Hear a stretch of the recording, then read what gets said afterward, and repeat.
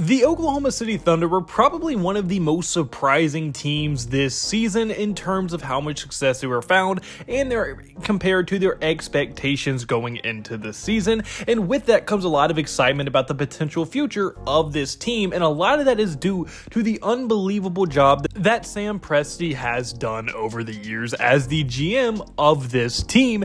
And really, just before I get into what their future is, let's just go into the recap of what they were able to achieve just this year, as despite being the third youngest team in the entire NBA, led by a 25-year-old Shai Gilgeous-Alexander, a 21-year-old Jalen Williams, and a 21-year-old Chet Holmgren, they were still able to finish the number one seed in the Western Conference with a 57-25 record, while being both top 5 in the offense and defensive efficiencies as well in the entire NBA, and that is no small feat at all. Now, a lot of people are saying that they were probably one of the worst one seeds in a very long time, and I just completely disagree. I think the biggest problem with them in the playoffs this year was their youth and really the lack of bench help that they had consistently. And I think with how much cap room they have and just other things I'm going to be getting to in this video, they're going to be able to address all the weaknesses and the things that ultimately led to their downfall in this offseason very nicely, and for off seasons going forward as well. And I just think this year is going to be a huge building block onto what they do moving forward, and there's just so many different ways that this team can improve going forward. And one of those ways that I think they're going to be able to improve a lot going forward is just going to be through the self-development of this roster going forward, because not a lot of championship contending teams can say that their self-development ceiling is still nowhere near where it can possibly be. But with them being the third youngest team in the entire NBA, they have tons and tons of rooms to grow, with guys like Shai Gilgeous-Alexander, Jalen Williamson, Chet Holmgren, Cason Wallace, Isaiah Joe, and even Aaron Wiggins and other guys like that. They're only going to get better as they get older and as the chemistry grows between the group, because people forget that this is Cason Wallace's and Chet Holmgren's first year really playing together and really playing with this team, because both of them are rookies this season. So as their chemistry grows and grows and grows over the years, and as their talents grow as well and they mature as players, this team is only going to get scarier. Like, this is the worst version of this OKC team we are going to see for a very, very long time. And then the second and probably the most obvious way that this team is going to improve, and really their most notorious way, is going to be through the NBA draft, as even just this year they have the 12th overall pick, who could be a number of different players. I mean, they could go Cody Williams, Jared McCain, Kyle Filikowski, Isaiah Collier, Jacoby Walter. There's really no telling where the Oklahoma City Thunder are going to go with it, or they might even trade the pick for probably other future first round picks, because that's just what Sam Presti does. But there's just a lot of guys they can really pick with the 12th overall pick that should help their bench moving forward, as I doubt anyone they pick would end up starting for them, at least not year one especially. But I mean, just with this this draft coming up, it's going to help them. Even their future drafts are probably going to be pretty absurd, as in 2025 they have the Utah Jazz pick as a top 10 protected, they have their own pick, they have Miami's, which is top 4 protected, and they have the Philadelphia 76ers, which is top 6 protected. And really all of them outside of the Jazz pick will most likely confer to the Oklahoma City Thunder. And then in 2026 they as well have their own pick. They have either the Clippers or Houston's pick, and if the Jazz's pick is still top 10 protected in 2025, then that pick will convey to them in 2026 as well, and it is going to keep going year in year until they get that Jazz pick. So eventually they're going to get it. And then in 2027 they have their own pick, and they have Denver's top 5 protected pick. So that means they are guaranteed at least 8 first rounders for the next 3 years. Now, yes, obviously they're not going to be drafting probably 8 first rounders in the next 3 years. They're going to trade these picks, and what they're either going to do is trade these picks for later picks down the line that could maybe be more valuable than the ones they currently have, or they could even trade them for veteran level players that can really help them right now and help them winning basketball games right now. And with how much draft capital they have so many different ways to improve. They can either draft high talented first round caliber guys, or they could trade them and get even more picks or even more valuable veteran players that could help them in the future. And that's just all going to snowball into a very, very nice future for the Thunder going forward. Through their self-development and through their drafting, they have already really painted a very nice future picture for themselves. And now the third way I have them doing is free agency. And I know you might be thinking I'm just going down the list of how any team could get better,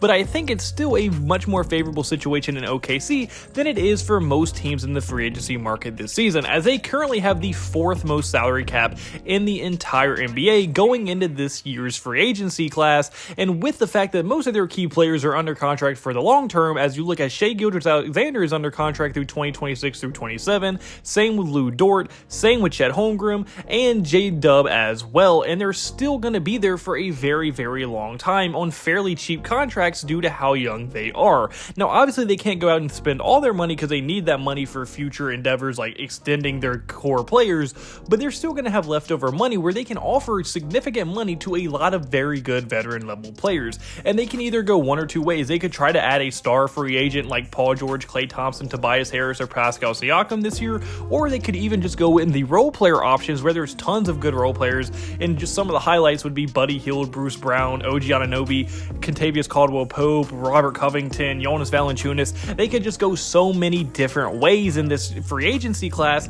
and with how much money they have available due to how young all their main players on their roster are, and they're not getting paid that much yet, they could really improve this roster very quickly through free agency. And I think a lot of veterans are really going to want to go play with OKC, one, because obviously they're going to be able to get paid, but two, because they're playing with an MVP level player in Shai, one of the most fun young teams coming up, and a legit finals contender going into the future that just a few veterans could legitimately make them into a finals team just next season if they can sign the correct veterans. So it's not like a situation where free agents aren't going to want to go there because they're a small market.